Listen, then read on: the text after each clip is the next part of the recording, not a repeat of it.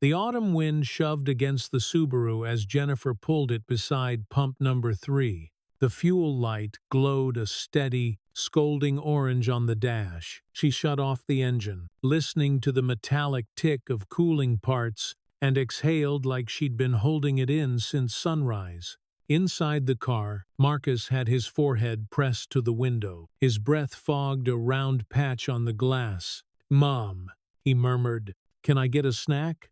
Jennifer checked the rearview mirror. His eyes were hopeful in the way that made her chest tighten. She reached for her wallet anyway. The fake leather was peeling. A collection letter peeked out of her purse like a threat she couldn't ignore. Cash, 2 20s, a few ones. Checking account, $23. Rent and medical bills. Impossible. She swallowed. "We need to save money, sweetie. Crackers at home. Remember." Marcus nodded. He didn't complain. That hurt more than begging ever could. "Okay," he whispered. Jennifer forced herself out of the car. Cold wind slapped her cheeks, carrying the smell of rain and gasoline. She grabbed the pump, jammed the nozzle into the tank, and stared at numbers she couldn't afford. That was when the engines arrived. A low rumble rolled across the lot. Deep, layered, impossible to ignore. She looked up. 5 motorcycles swept in, chrome shivering in the gray light. Leather vests, heavy boots, the unmistakable patch, Hell's Angels, Portland. Jennifer stiffened. Instinct, headlines, warnings. She raised her voice toward the Subaru. "Stay in the car, Marcus. I mean it." He nodded but didn't blink. The bikes hypnotized him. She didn't notice the man in the dark hoodie slipping along the far row of motorcycles.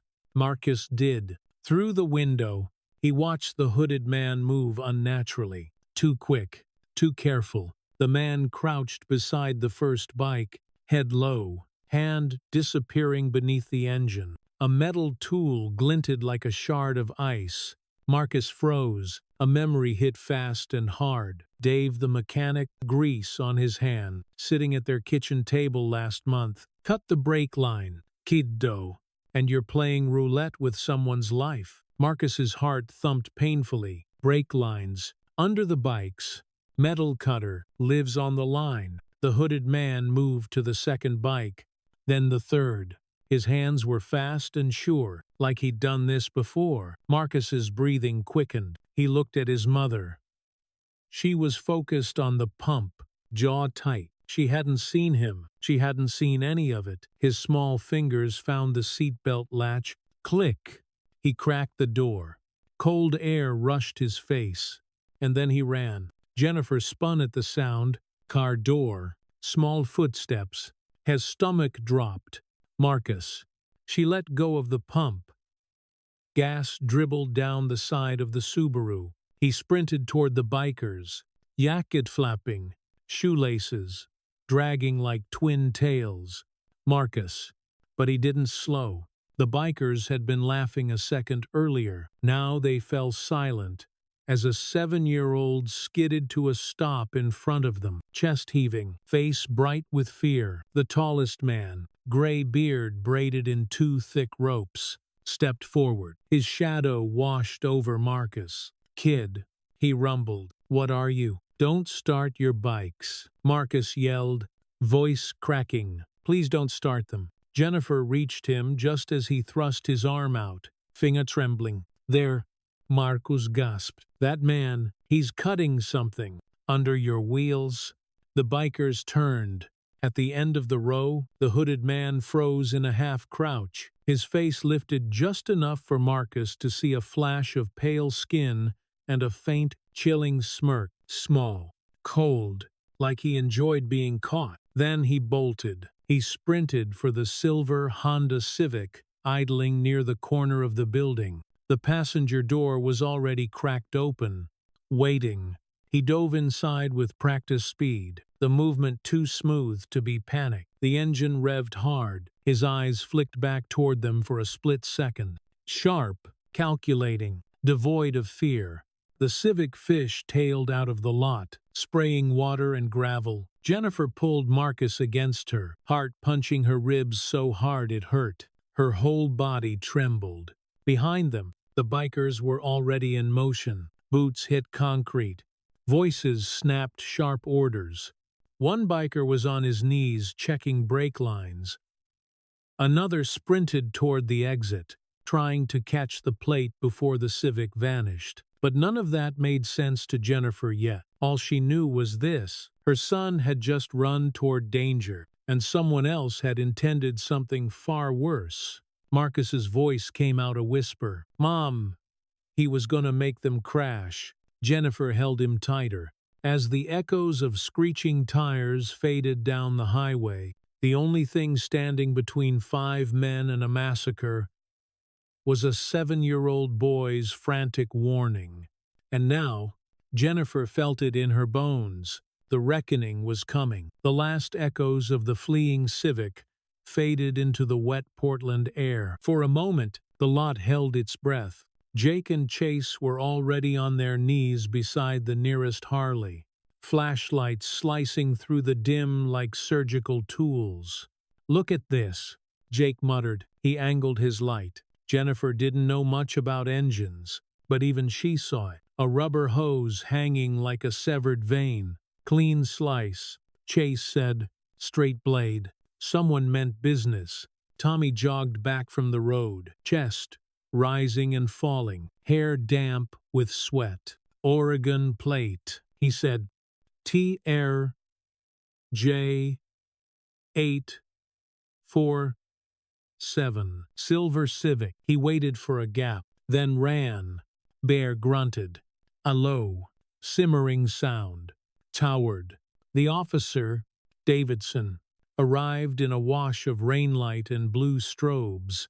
He crouched by the damage, lips tightening as he traced the cut line with a gloved finger. He let out a slow, troubled breath. "One word," Davidson said quietly.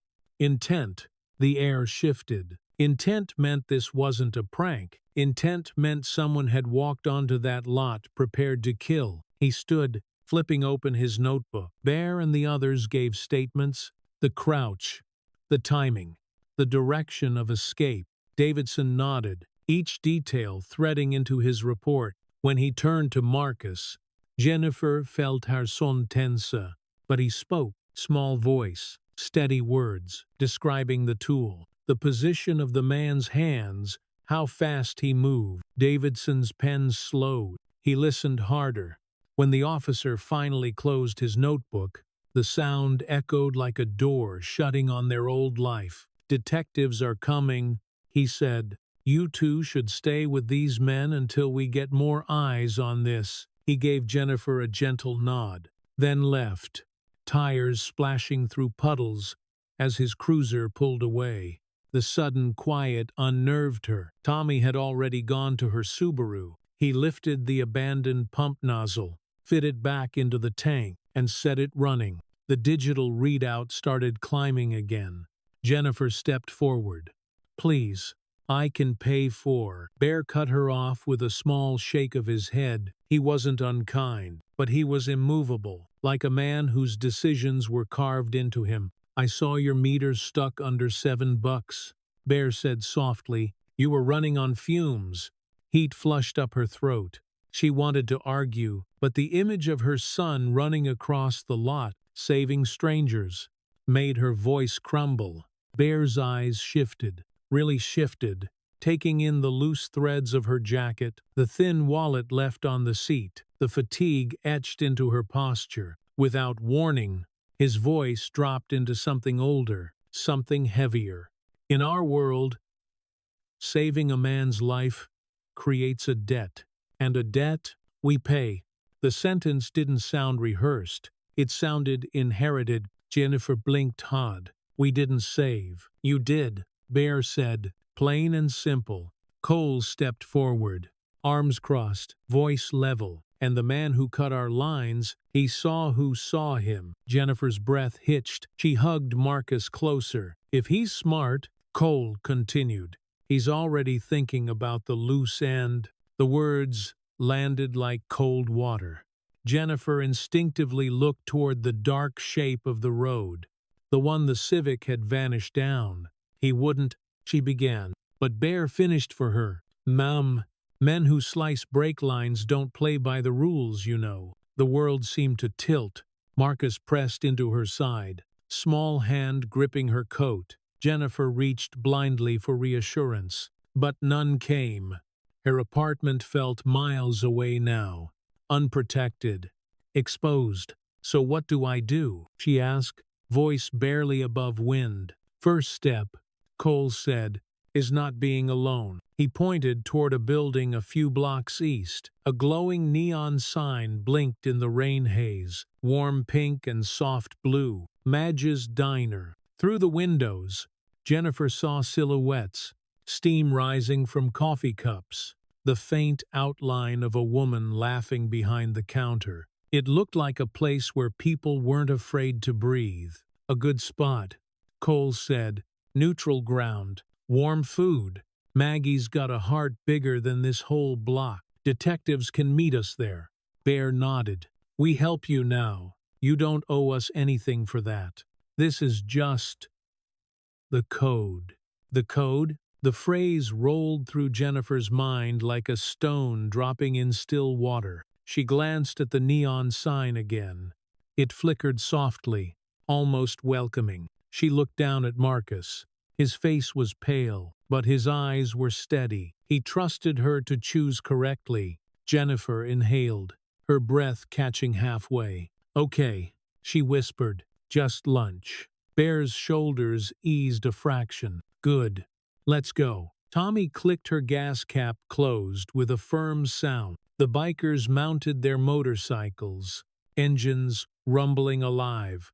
One by one, the sound, which had frightened her less than an hour ago, now felt strangely protective, like a living cocoon of steel and noise. Bear nodded for her to drive ahead. Between their formation, where she'd be shielded from every angle, as Jennifer guided the Subaru out of the lot, sandwiched between chrome and thunder, she felt the shift happen. The moment the day stopped being normal and became something else entirely. Marcus watched the bikers through the back window, his small hand pressed to the glass, and as they turned onto the street, heading for the glowing neon warmth of Maggie's, Jennifer felt it. The quiet war had begun. The bell above the diner door jingled as Jennifer stepped inside. Marcus close to her hip, warm air washed over them, thick with the smell of grilled onion, bacon grease, and fresh coffee. After the cold outside, it felt like stepping into another world, a brighter one, humming with conversation and clattering dishes. Maggie's Diner was a patchwork of red vinyl booths, chrome trim, and neon reflections bouncing off checkered tiles. A jukebox hummed quietly in the corner. A couple of long-haul drivers drank coffee under a flickering beer sign. A teenage waitress carried a towering stack of plates balanced on one palm. Behind the counter stood Maggie herself, mid-60s, gray hair pinned back in a messy twist, eyes sharp but kind. She looked up as Jennifer and Marcus entered, then past them to the line of leather vests filing in behind. The din of chatter faded a beat, just one heartbeat of curiosity. Before everything returned to normal, Maggie didn't flinch. Evelyn, boys, she called. Her voice carried the confidence of someone who'd been feeding bikers for 20 years and never lost a fight with any of them. Bear nodded back. Evelyn, Maggie, you bringing trouble or bringing appetites? A bit of both. Maggie smirked. Then sit your hides down. Booths in the back. Jennifer hesitated. The thought of sitting with 5 Hells Angels made her stomach tighten, but Marcus tugged her sleeve, eyes drawn to the glowing milkshake machine behind the counter. She let him lead her. They slid into a booth. Marcus pressed his palms against the window, watching raindrops race each other down the glass. Jennifer scooted in beside him, pulling his jacket straighter on his small shoulders. Bear and the others took the adjoining table, a silent wall of leather and steel between her and the door. Maggie appeared with menus. She set one in front of Jennifer, one in front of Marcus. "You two look like you could use something warm," Maggie said. Jennifer managed a polite smile. "Thank you. We'll just order something small." Maggie's eyes flicked over her, scrubs still wrinkled from a long shift, cheap shoes damp from the rain, worry lines carved deep from the last hour. "Small," Maggie echoed, one eyebrow lifting. "Honey, this ain't a yoga cafe. Small don't live here." Jennifer opened the menu anyway, flipping to the cheapest items: grilled cheese, plain soup, fries. Her pride throbbed under her ribs. She cleared her throat. "We'll get a grilled cheese for him and a cup of soup for me." Maggie snorted, not unkindly, just unimpressed. "You won't." Jennifer blinked. "What?" Maggie plucked the menus from her hands with the efficiency of a woman who'd raised 5 kids and served 1,000,000 meals. "You'll have 2 burgers, 2 fries, and 2 strawberry milkshakes," she said, writing the order down. "Kitchen needs something easy this time of night." Jennifer's face flushed, both from embarrassment and an instinct to defend her own independence. "We don't need." Maggie tapped her pen against the table. "It's not charity. It's dinner, and you look like you haven't had a proper one in weeks." Across from her, Cole slid into the booth opposite, his scar catching the neon light. "She's right," he said. "Eat. We'll talk." Jennifer sat back stiffly, hands clasped together under the table to keep from shaking. Marcus perked up at the mention of milkshakes, relief softening the crease in his brow. Cole rested his forearms on the table, gaze steady. "You holding up?" he asked. Jennifer nodded, though her voice didn't come. "Good," he said, "because you need to hear something clearly." He lowered his tone, not threatening, just truthful, the kind of truth that made your bones colder. "The man who cut our lines didn't do it for fun. He did it to start bloodshed. The fact your son caught him ruined his plan. That makes you both targets." Jennifer swallowed hard. "But the police will do their job," Cole said. "But men like him, they don't wait to see how the courts play out. They clean up loose ends." Marcus slid closer to her, sensing the shift. Cole's eyes flicked to the boy. "He's brave," he said, "smarter than most grown men on the road. But bravery and luck aren't the same thing." Maggie returned with 2 steaming plates. The burgers were thick, juice pooling under toasted bun. The smell alone made Jennifer's empty stomach twist painfully. The milkshakes landed next, pink swirls in tall, frosted glasses. Marcus grabbed his straw with both hands. "Thank you," he whispered. Maggie winked. "Eat up, sweetheart." Jennifer stared at the food, torn between gratitude and shame. Cole noticed. "You're not taking charity," he said. "Understand that. You stepped into something bigger than you. Let us anchor you until the ground stops shaking." Jennifer's voice cracked. "I can't just disappear. I have work, rent, bills. Marcus has school." Cole leaned in, lowering his voice. "You can't outrun a threat you pretend doesn't exist." Jennifer felt the truth of it like a hand on her chest. Firm, steady, undeniable. Bear approached then, sliding a business card onto the table. A simple number. "No name. You call if anything feels wrong," Bear said. "Any time, day or night." Jennifer looked at the card, then at the faces around her, the men she'd feared an hour ago, now sitting between her and whatever waited in the dark. Her hand trembled as she tucked the card into her jacket pocket. Marcus slurped his milkshake loudly, oblivious to everything but the sweetness. And something inside Jennifer cracked, not in fear, but in the terrifying relief of not being alone. Outside, rain tapped the windows in a steady rhythm. The neon sign buzzed faintly. The diner hummed with warmth and life. And in that worn red booth, surrounded by leather and kindness. She didn't understand. Jennifer realized there was no going back. The world had changed, and so had she. The night had deepened by the time they left Maggie's. Rain slicked the streets, turning headlights into long, shimmering lines. Jennifer drove slowly, Marcus half asleep in the back, the SUV heater humming low. Bear's bike rumbled ahead of her, Cole's behind, the others flanking. The convoy formed a moving wall, something protective, something she didn't have a name for yet. Jennifer checked the rearview mirror on instinct. Her breath stalled. Far behind, nearly blending with the city lights, she caught the faint glint of a silver car, tucked 2 traffic lights back, too far to make out a plate, close enough that her pulse ticked up.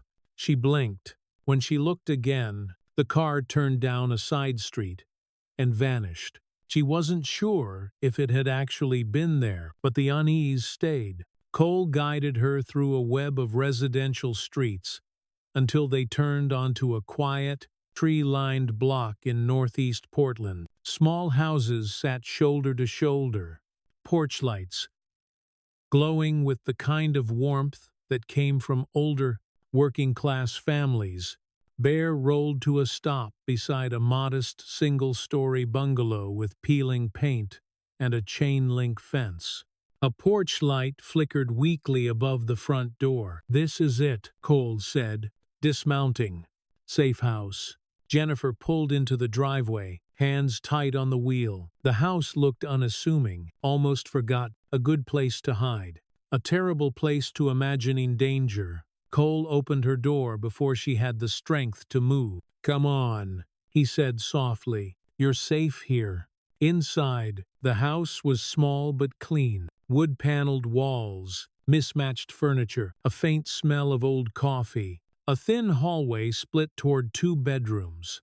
"Club owns it," Bear said from behind her. "Used when someone needs time off-grid. You won't be bothered here." Jennifer nodded, though her ribs felt tight. Marcus, revived by the warmth, wandered forward with slow, curious steps.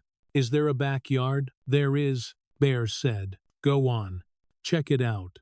The boy pushed open the sliding door and disappeared into the dark. Jennifer followed, heart thudding. A single porch light cast a soft pool of gold onto the grass. Beyond it, the yard sat in shadow, overgrown, uneven, forgotten, and in the corner stood a rusty swing set, its chains creaking softly in the wind. Marcus approached it like discovering treasure. He touched the cold chain, tested the seat, then swung a little, gravel crunching under his feet. "Mom," he called, "look, there's a swing." For the first time since the gas station, Jennifer smiled. Small, tired, real. Bear appeared beside her on the porch. "It's not pretty," he said. "Dutch will fix it up tomorrow. Kid should have something steady to hold on to." Jennifer swallowed, the gesture unexpectedly emotional. "Thank you," she managed. He waved a hand. "Go get some rest.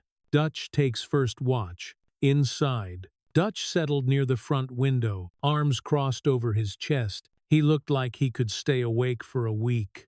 Jennifer led Marcus to one of the bedrooms. The blankets smelled like detergent.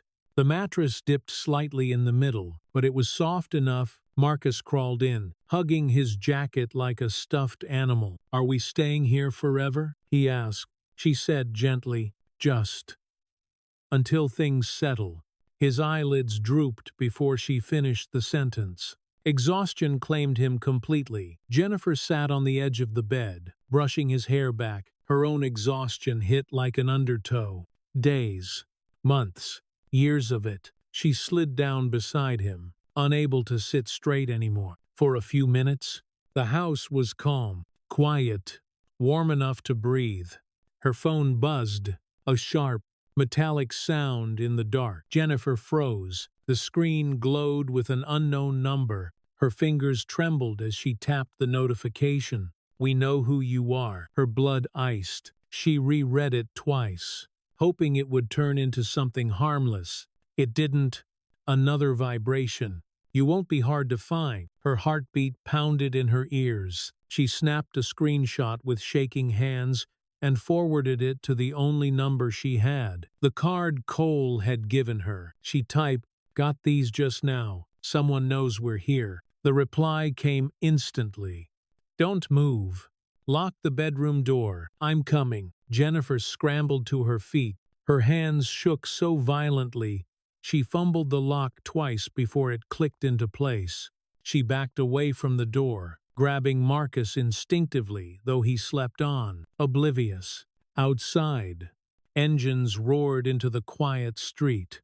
Multiple, heavy, unmistakable. Dutch's silhouette moved in the hallway, fast and controlled. A sharp knock. "Jennifer, it's Cole." She opened the door. Cole stepped inside, leather damp from the night air, expression cut from stone. "What happened?" she whispered. He showed her a photo on his phone. The yard outside, taken by Dutch moments earlier. A figure stood near the fence line. Young, hood pulled low, phone in hand.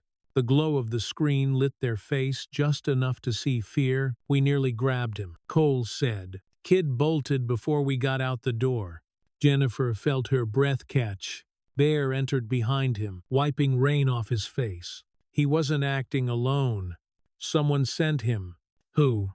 Jennifer asked, voice barely audible. "Tyler Vance," Cole said. "West Side Crew." The name meant nothing to her, but the shape of the threat did. "He's the one who cut our brake lines," Cole explained.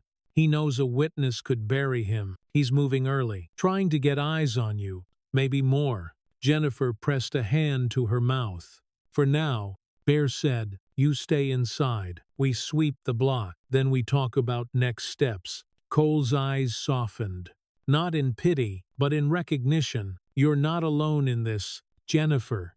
But you have to understand something."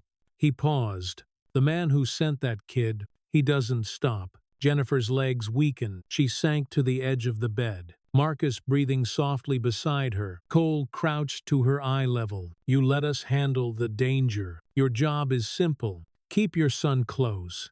Stay in here. And answer your phone." Jennifer nodded, tears burning her eyes. Bear opened the front door again. Wind swept in. Engines revved outside, one after another. Cole squeezed her shoulder once. Firm. Grounding. "We've got you," he said. Then he was gone. The house fell into a tense quiet, broken only by the distant roar of motorcycles circling the block like wolves guarding a den.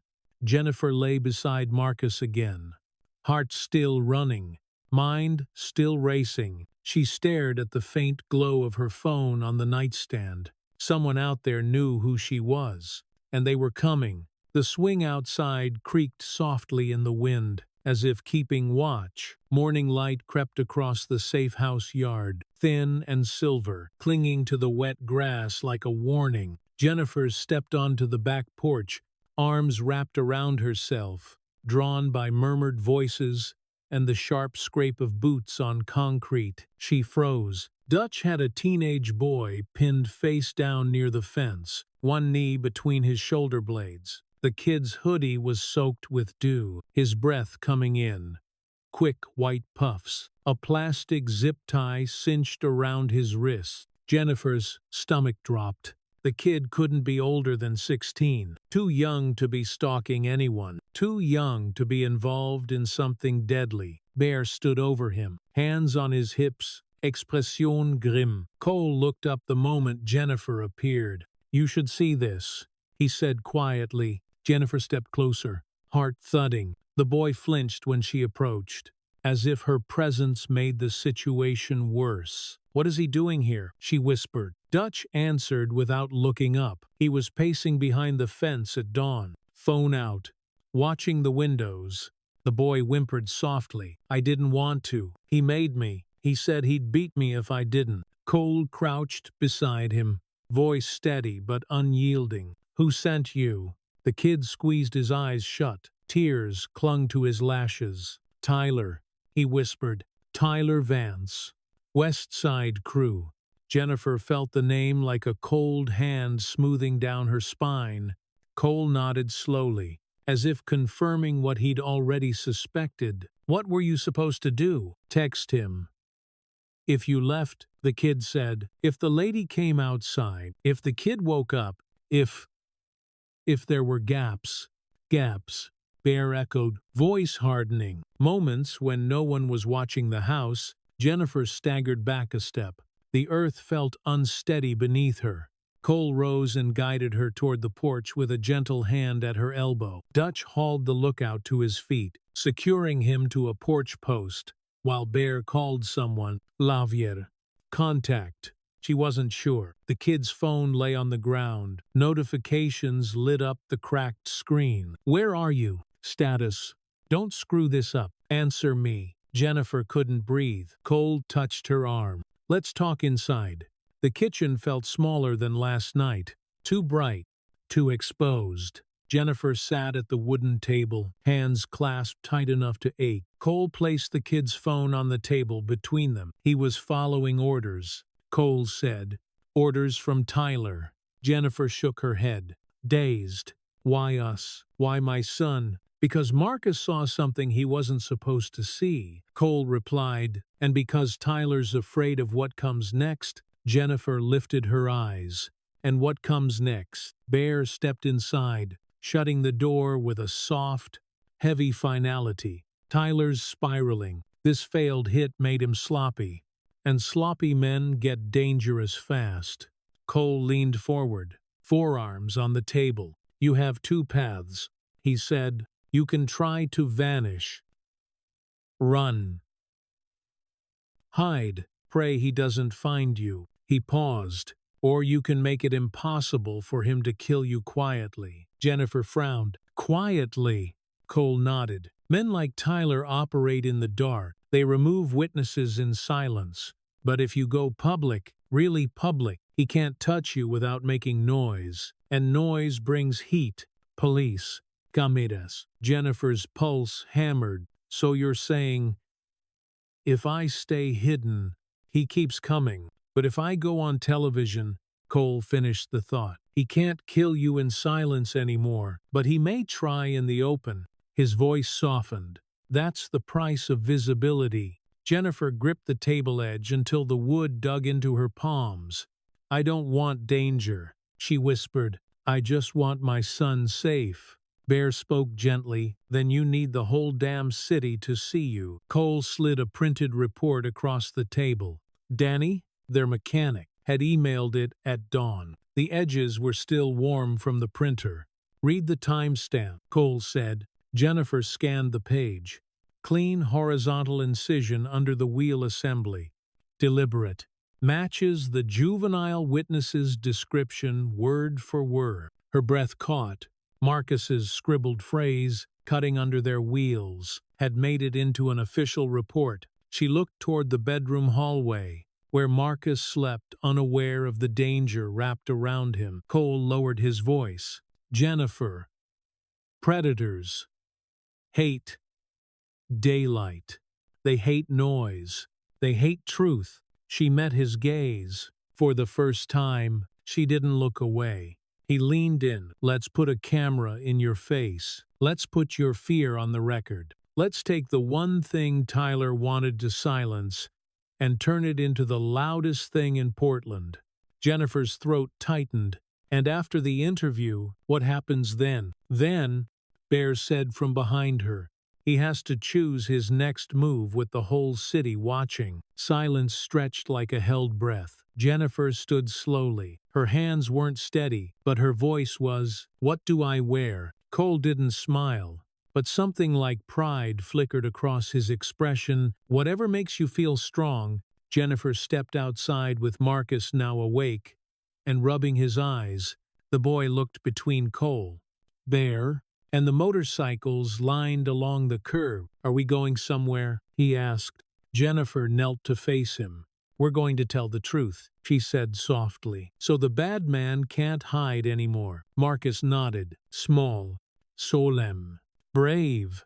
Bear handed her a jacket. Reporters expecting us. Her name's Rachel Kim. She's solid. The engines roared to life, shaking the quiet street. Jennifer took one last look at the safe house, the swing set, the footprints, the lingering shadows. She climbed into the Subaru. Cole mounted his bike and tapped her window once. "From now on," he said, voice steady, "your silence is his shelter." Jennifer inhaled sharply. "Then I'm done being silent." The convoy rolled out, leather and chrome glinting in the pale morning, escorting her toward the moment she would step into the light and paint a target squarely on her own back. The news studio didn't look like a place where danger lived. It smelled faintly of floor polish and old electronics, humming with the soft, steady beat of cameras spinning up for the morning broadcast. Jennifer followed Cole through the hallway, Marcus's hand tucked in hers. Fluorescent lights washed everything in a pale glow. Too bright, too clean. It made her self-conscious about her thrift store jacket, Marcus's threadbare sleeves, and the exhaustion she'd tried to hide. A woman in a navy blazer stepped toward them. "Jennifer," she asked. Her voice was warm but crisp. "I'm Rachel Kim. Thank you for coming." Jennifer nodded. "Nervous pusing just under her skin." Rachel crouched to Marcus's level. "You must be Marcus." He nodded shyly, gripping his mom's hand tighter. "You're very brave," Rachel said. "We're going to take things slow and gentle." "Okay." He nodded again. Cole stood a few feet back, arms crossed, gaze scanning every corner of the studio. Even here, among lights and cameras, he felt the threat. Rachel guided them into the main set. Bright panels glowed behind a sleek desk. 3 cameras pointed inward like silent predators. A boom mic hovered above. Jennifer inhaled shakily. "Don't overthink it." Cole murmured, "Just tell the truth." She nodded. A makeup artist dabbed powder across her forehead. A technician clipped a microphone to her jacket. Marcus was given a cushioned chair just off camera. Then, too soon, the floor manager lowered his hand. "We're on in 5. He called. 4. 3. Rachel's expression softened as she faced the camera. "Tonight, we bring you a story still unfolding.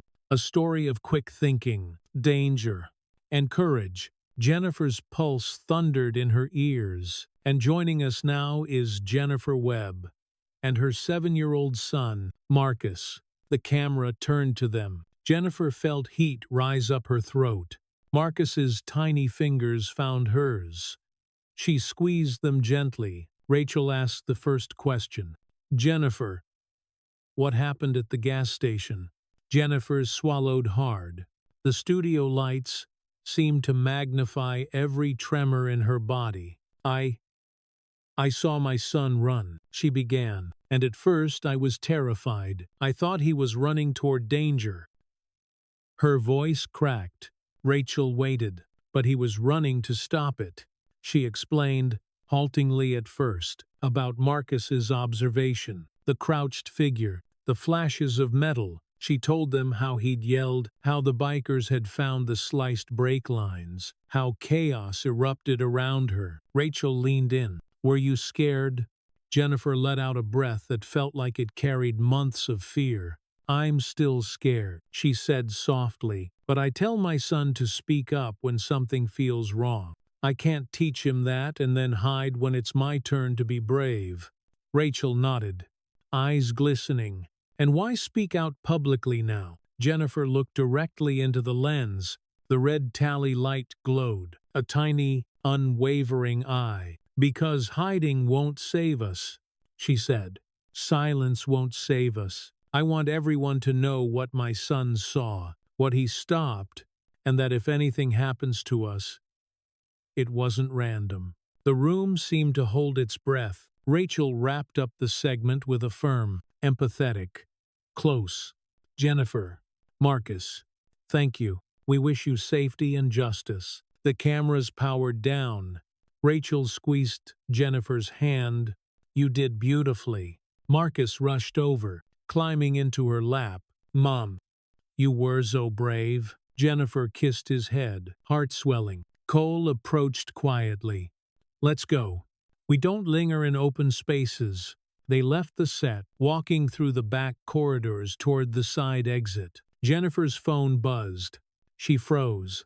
Unknown number. Her veins went cold. She tapped the screen. You made noise. Another message followed instantly. Noise can be silenced. Jennifer's breath stopped. The hallway felt suddenly colder, narrower. Cole stepped closer. What happened? Wordlessly, she handed him the phone. His jaw clenched. He's reacting faster than expected. Behind them, Bear's phone chimed. A sharp, angry buzz. Then Dutch's. A cascade of alerts filled the corridor like a string of small explosions. Cole checked his screen. His face darkened. They're moving, he said. West Side Crew's chatter just spiked. The floor seemed to tilt beneath Jennifer. What does that mean? It means, Cole said, voice low and steady, your interview landed. And Tyler didn't like it. Bear stepped beside them. We get her out. Now. Marcus clung to his mother's jacket. The studio lights dimmed behind them. Outside, the evening settled like a heavy blanket, quiet, but tense. Waiting. Jennifer held her son's hand tighter. She had spoken the truth. She had stepped into the light, and now the shadow was stepping toward her.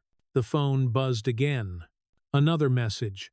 The city heard you. Now I will too. Jennifer flinched. Cole took the phone from her gently. You're not facing this alone, he said. But from here on, everything is public.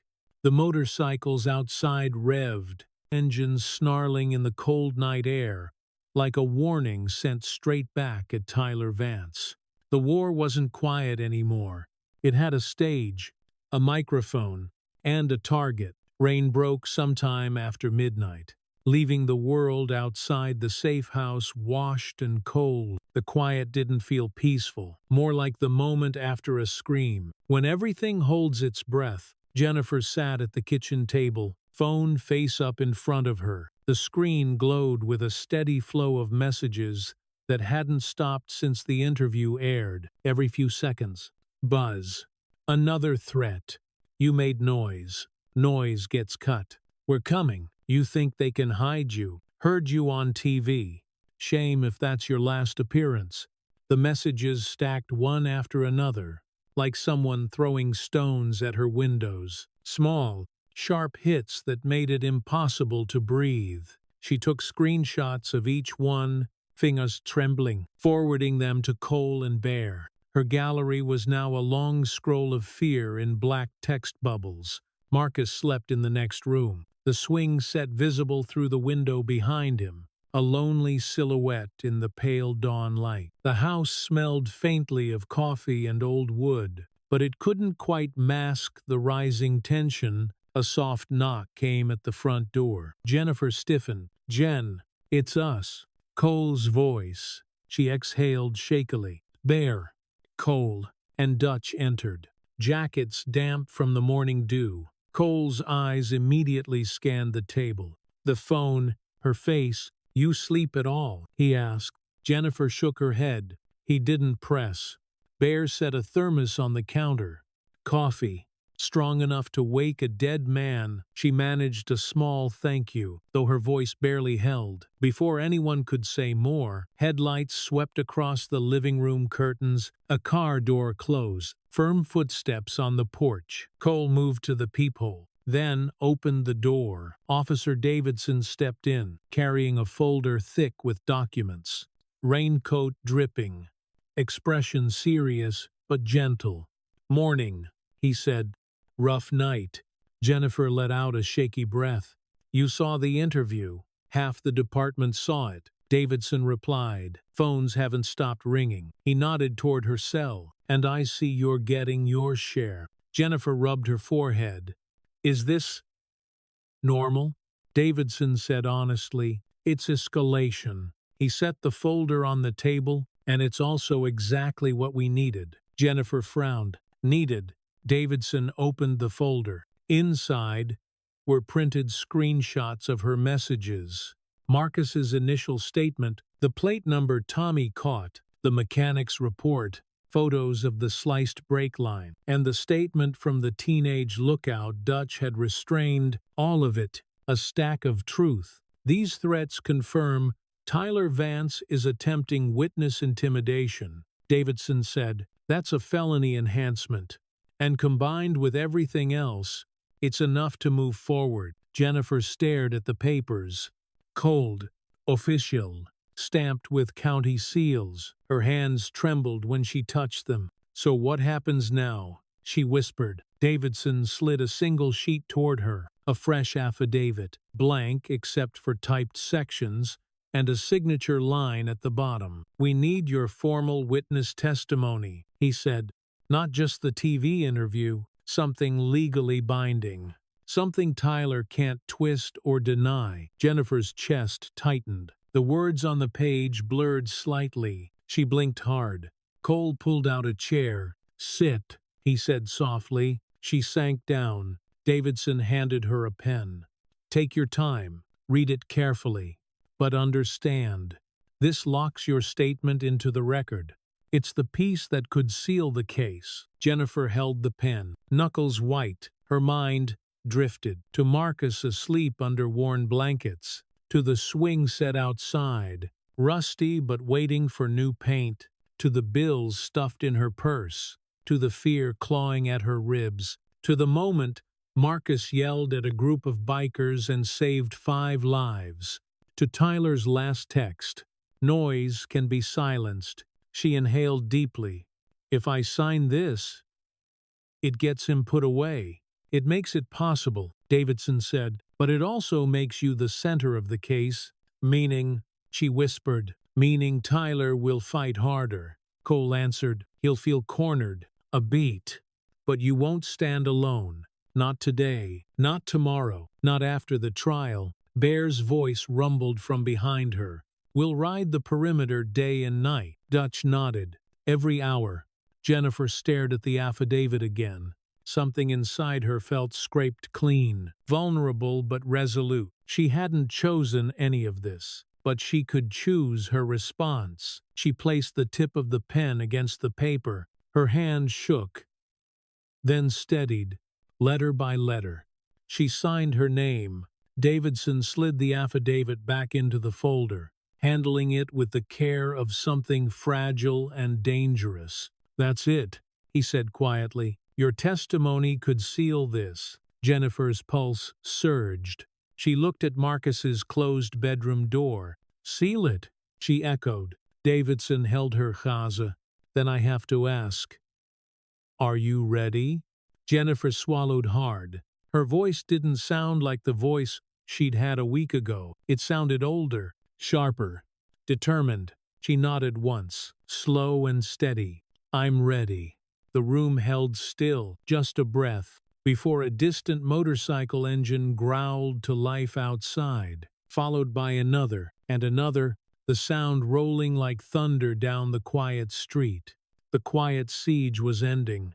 The real battle was beginning. Dawn broke hard and colorless over Portland's industrial district. Low fog clung to the cracked pavement, swallowing the edges of the warehouses until they looked like they were floating. The air smelled like rust and cold iron. Jennifer stood at the safe house window, Marcus asleep on the couch behind her, a blanket tucked under his chin. She didn't dare wake him yet, not until she knew, outside, engines rumbled in a steady, unified rhythm. Not frantic, not chaotic, purposeful. Bear, Cole, Dutch, and 3 others sat on their bikes in the gray morning light, shoulders squared, helmets off, not talking, not moving, just waiting.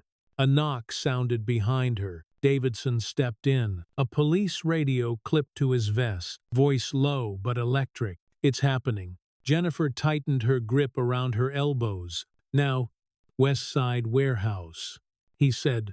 We're bringing him out. Cole appeared in the doorway, leather jacket slung over one arm, expression carved in stone. The night had carved sharper lines into him. We ride, he said simply. Bear nodded. We finish it.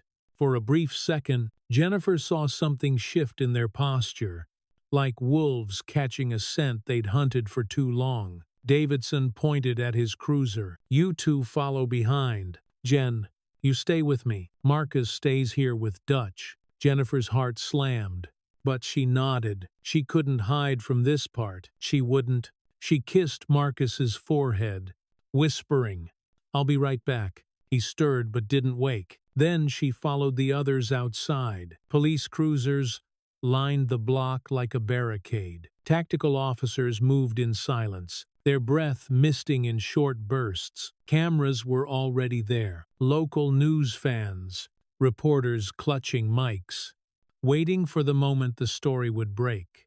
Jennifer stood beside Davidson, breath caught in her throat. The warehouse looked abandoned from the outside. Sheet metal walls streaked with rain, a sagging loading dock. But the police knew better. They had intel. They had timing. Unit 3. Breach. A voice crackled. The door blew inward with a hard metallic bang. Yells erupted inside. Heavy boots thundered. Flashlights sliced through the dark. Jennifer clutched the edge of Davidson's sleeve. Knuckles white. A minute passed. Then two. Her pulse matched every muffled command from inside the building. Bear and Cole stood just ahead of her, barely breathing, eyes locked on the warehouse entrance, like it was a doorway to judgment. Finally, suspect secured. Someone yelled. Two officers emerged first, then another, and then Taylor Vance, handcuffed, bruised, furious. He stumbled as they pushed him into the open, sunlight catching the sweat on his forehead. His hoodie hung askew, revealing a tattoo across his collarbone, something sharp and angular, like a broken wing. Reporters surged toward him, microphones pointed like spears, but Tyler didn't look at them. He looked straight at Jennifer. It hit her like a physical blow. Those eyes, cold, calculating, a beam of hatred so sharp it felt personal, even from 20 yards away. A camera crew caught the moment instantly. The red light blinked on. Jennifer couldn't look away. Neither could he. For a heartbeat, it felt like the entire city paused. Cars on the nearby street slowed. Reporters hushed. Even the officers' steps softened. It was the look of a man who had lost round one and was silently promising a round two. Davidson stepped slightly in front of her, breaking the line of sight. "Don't give him anything," he murmured. Not a reaction, not a blink. Jennifer exhaled shakily, only now realizing she'd held her breath the entire time. Officers dragged Tyler toward a patrol car. His glare lingered until the very last second, until the metal door slammed between them. Reporters rushed forward, shouting questions. "Jennifer, do you have a comment? Are you relieved? Do you feel safe now? What message do you have for other witnesses?" Jennifer opened her mouth, but the words refused to come, not because she was scared, but because she finally understood something. Safety wasn't found in a headline or an arrest.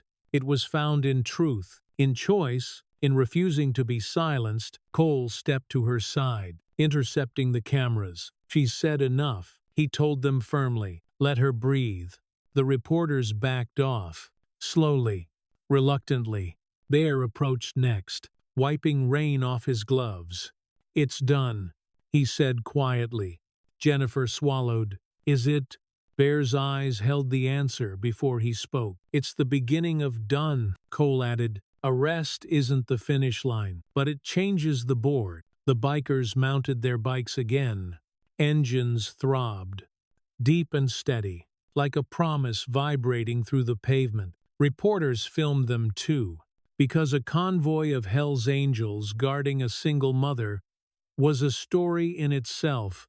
Jennifer stood beside Davidson's cruiser, watching the warehouse doors close, watching Tyler's patrol car pull away, watching the bikers form their shield around her once more. Her heart pounded, not with fear, but with the strange, fierce certainty that she had crossed a line she could never go back from. Davidson opened her door. "Come on," You did what you needed to do. Jennifer climbed in, trembling. Through the windshield, she saw Cole's glance. Measured, protective, ready. A promise, a warning, a bond. The engines roared louder, not chaotic, but unified, focused. Like a pack finally given permission to hunt, Jennifer swallowed hard, gripping her seatbelt. The city had heard her voice. Now the city would watch everything that came next. 3 weeks passed in a haze of court notices, police check-ins, and slow, deliberate breaths. Spring crept into Portland quietly, softening the wind and loosening the grip of winter on the neighborhood. Jennifer stood outside the courthouse, holding a packet of documents Davidson had handed her moments earlier. The papers felt heavier than they should. Legal language, signatures, stamped orders, the evidence that had ended Tyler's freedom. Tyler Vance was no longer a shadow in her doorway or a predator in the dark. He was a prisoner, awaiting trial on multiple charges: attempted murder, conspiracy, intimidation of a witness, and the judge had denied bail. Execution of the law, a clean break from fear, at least on paper. Marcus ran circles around her ankles, spring jacket flapping open like a tiny superhero cape. He didn't know the full weight of the morning, but he understood enough to sense the change. "Mama, are we done here?" he asked. "Almost," she said softly. "We're almost done."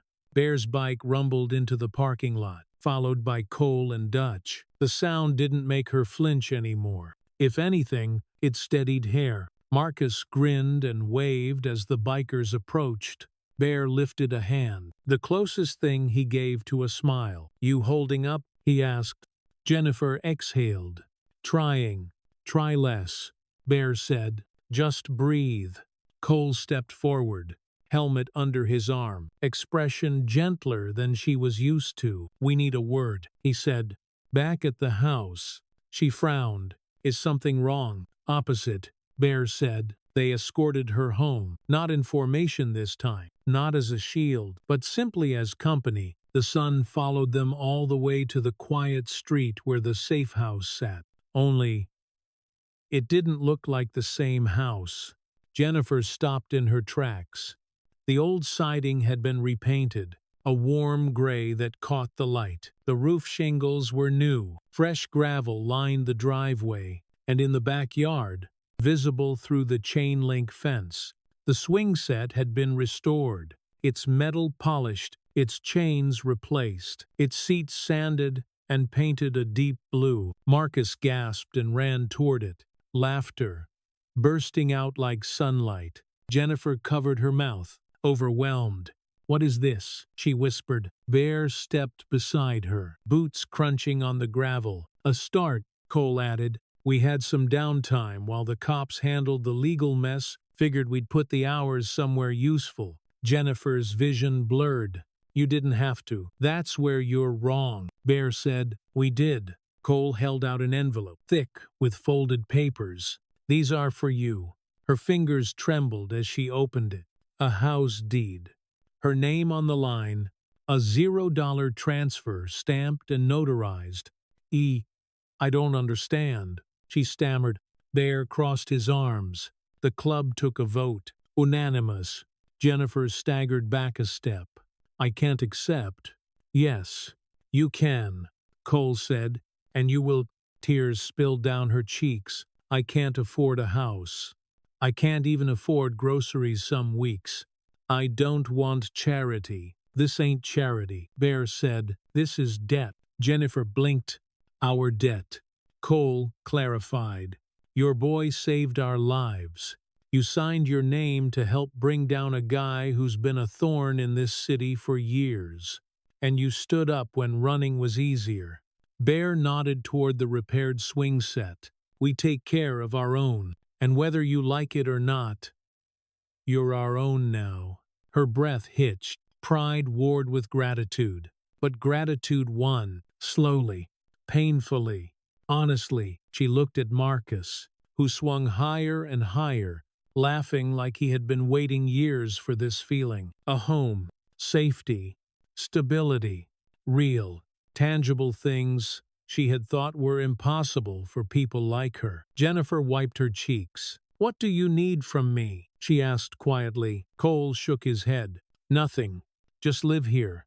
Just raise your kid. Just don't disappear on us." Bear's voice softened in a way she had never heard before. "And if you're willing, help us with community stuff. Toy drives, fundraisers, food runs. You got a good heart, and people trust you." Jennifer swallowed, overwhelmed. "I don't know what to say." "Say yes," Cole said. She looked at the paper again, at the deed that bore her name, the house that was no longer temporary, the swing set that no longer squeaked with rust, the yard that felt like it belonged to her and Marcus and no one else. She breathed in deeply. "Yes," she whispered. "Yes, I'll stay." Cole exhaled like he'd been holding his breath for days. Bear nodded once, satisfied. "Good. Welcome home." Jennifer stepped into the yard, touching the swing set, the fresh paint cool against her fingers. Marcus reached for her, legs pumping as he swung. "Mom, look how high I can go now." She smiled through tears. "I see you, baby." Behind her, the bikers watched, not threatening, not guarding, just present, a chosen family forged in danger and cemented in honor. Jennifer leaned back, letting the sunlight hit her face, letting hope settle in her chest for the first time in years. Home, a real one. And somewhere deep inside, she knew this wasn't the end of the story. It was the beginning of a life she didn't think she'd ever get. 6 months later, the backyard was almost unrecognizable. Grass grew thick and green under the summer sun. The flower beds Jennifer planted in April were bursting with roses and daisies. Wind chimes hung from the porch, spinning soft music into the air, and the swing set, once rusted, forgotten, now gleamed bright cobalt blue. Marcus flew back and forth on it, legs pumping hard, sneakers flashing. His laughter drifted across the yard, light and effortless, a sound that had become the heartbeat of the house. Jennifer watched from the kitchen window, sunlight pooling across the countertop. Bills lay neatly sorted in a small tray. Paid, current, manageable. Her laptop was open beside them, a spreadsheet of volunteer rosters for the next community fundraiser glowing on the screen. The club paid her a modest salary now, coordinating outreach programs, toy drives, food runs, work she was good at, work that connected her to people without taking her away from Marcus. She didn't feel stretched thin anymore. She didn't feel scared. She felt rooted. The back door opened with a soft creak. Cole stepped in, the late afternoon sun catching in the scar along his jaw. He carried a small bag of groceries in one hand and Marcus's forgotten baseball cap in the other. "You left this in the truck," he said, setting the cap on the table. Jennifer smiled. "He forgets it everywhere." "He's 7, Cole said. "He'd forget his shoes if they weren't attached." She laughed, a soft sound that still surprised her sometimes. "How's the fundraiser list?" he asked, nodding toward her laptop. "Chaotic, but good chaotic. Maggie's hosting the meeting tomorrow." He grinned. "She'll feed everyone whether they want it or not." Jennifer rolled her eyes affectionately. "She always does." Through the window, Marcus whooped as he reached the highest arc of the swing, hair flying back. The sight still struck her, not with fear anymore, but with gratitude so deep it hurt. "Dutch said the swing needs tightening next week." Cole murmured, "I'll handle it. You don't have to fix everything." Jennifer said softly. He shrugged. "Maybe I want to." Their eyes met. Warm, easy, familiar, not rushed, not labeled, just steady. Marcus jumped off the swing mid-air, landing on the grass and rolling in a dramatic tumble. "Mom, Cole, did you see that? You're gonna break something one day." Jennifer called out, Not today, Marcus shouted, sprinting toward them. She stepped outside as he barreled into her legs, hugging her fiercely. His hair smelled like sun and grass. Cole rested a gentle hand on the boy's shoulder. Nice landing. Kid. Thanks. Marcus beamed. Can we play catch later? Yeah, Cole said. Right after I help your mom with dinner. Marcus nodded enthusiastically and ran back outside, chasing a stray ball across the yard. Jennifer watched him go, emotion swelling in her chest. She leaned lightly into the porch railing, feeling the wood warm beneath her hands. You did good, Cole said quietly beside her. He's thriving. He's safe, she replied. That's everything. A distant rumble reached them. One motorcycle at first, then two, then half a dozen more. The club returning from a ride, engines deep and rolling, echoing through the neighborhood. Jennifer felt the vibrations through the porch. Once, that sound would have tightened her throat. Now it loosened something inside her every time. The bikes pulled into the driveway. Bear lifted a bag of groceries. Tommy carried board games for Marcus. Maggie stepped out of her car with a casserole dish because she never arrived empty-handed. Marcus sprinted toward them, waving both arms, yelling their names like flags in the wind. Jennifer watched them gather in the yard. Family, unexpected, and unwavering. A circle of people tied not by blood, but by choice, by debt, by honor, by love. Cole stepped closer, voice low enough for only her to hear. You know, he murmured, I never thought this place would feel like home. Jennifer looked at him, then at the yard, then at Marcus climbing onto Dutch's shoulders, laughing like he'd never known fear. It didn't used to, she said, not until we filled it. The engines keyed, the day softened, and the summer breeze moved through the yard like a blessing. Jennifer closed her eyes for a moment, letting the sounds anchor her. The clink of tools, Bear's laugh, Marcus shouting about the swing, the low hum of cooling engines, all the noises that once meant danger, now meant belonging. Family. She opened her eyes again, gaze lifting toward the driveway where the bikes rested in a neat line. The sun hit their chrome just right, flashing like a signal across the yard. Jennifer smiled, the truth warm and certain in her chest. Family finds you, she said softly, by the sound of an engine. In the end, this story reminds us of a truth. Many adults learn the hard way. Silence may feel like safety, but it often becomes a cage. Jennifer's journey shows that speaking up, whether against threats, injustice, or the quiet erosion of one's dignity, isn't just an act of courage, it's an act of survival.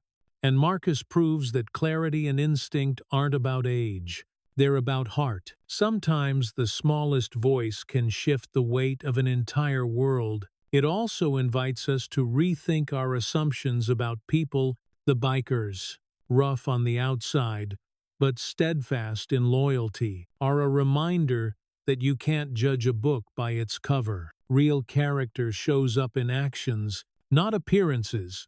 In a society where folks often walk past each other without truly seeing, their willingness to stand up, protect, and rebuild what was broken speaks to the power of community, especially the kind built in unexpected places. And perhaps the deepest lesson is this: healing often begins when we let others in. Jennifer had to put aside pride, fear, and the belief that she had to carry everything alone.